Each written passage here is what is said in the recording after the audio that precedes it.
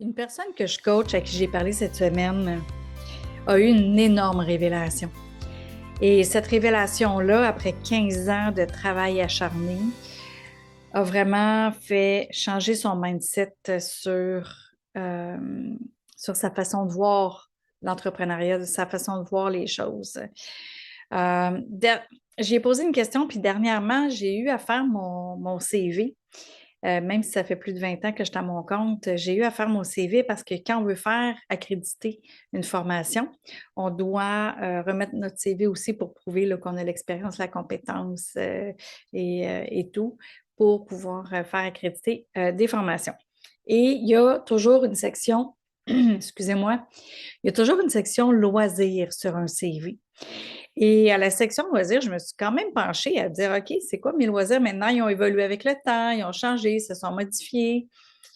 Puis, la personne que je coach, quand elle est venue me voir, était vraiment là, la langue à terre et elle me dit, j'ai une baisse de revenus depuis plusieurs mois. Je t'en ai pas parlé, j'ai une baisse de revenus. Et je me demande qu'est-ce qui se passe. J'essaie d'innover, je suis là des longues heures, je travaille fort, je suis présent. Écoute, je viens de poser la question. Si tu avais à faire ton CV, qu'est-ce que tu mettrais à la section loisirs? Il y a eu un blanc, suivi de sanglots, suivi de gros pleurs. Beaucoup d'émotions ont sorti. La personne s'était mise de côté pendant 15 ans. La personne ne sait même plus qu'est-ce qu'elle aime faire comme loisir. Cette personne-là m'a même rajouté, écoute,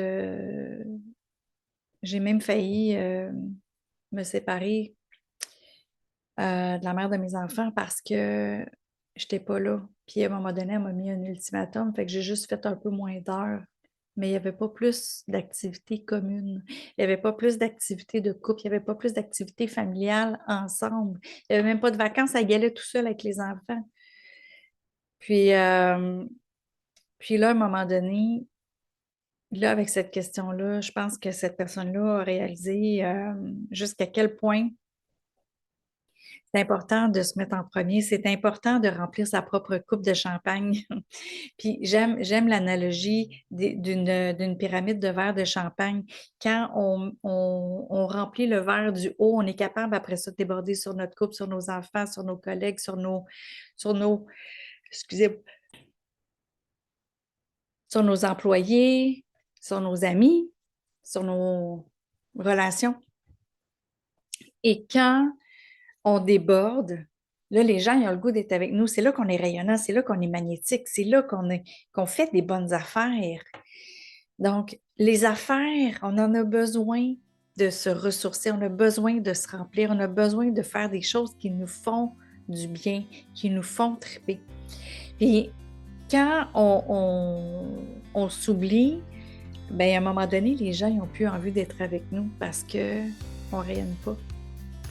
Et les gens, surtout nos clients, ils veulent des gens rayonnants, ils veulent des gens magnétiques, ils veulent faire affaire avec des gens qui vont les remplir un petit peu eux autres aussi. Et si on n'est pas capable d'être rempli nous-mêmes, c'est sûr que c'est difficile de remplir quelqu'un d'autre. On ne peut pas faire ça.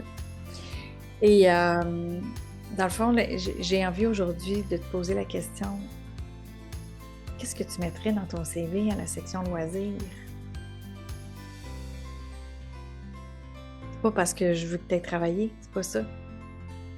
C'est juste que quand j'ai vu la personne prendre conscience aussi fortement que ça, qu'elle s'était mise de côté, je me suis dit, c'est vraiment quelque chose qu'il faut que je partage parce que c'est pas la première personne que je vois qui se met de côté, mais c'est la première personne que je vois que c'est vraiment aussi intense ce que ça a pu faire sur sa vie.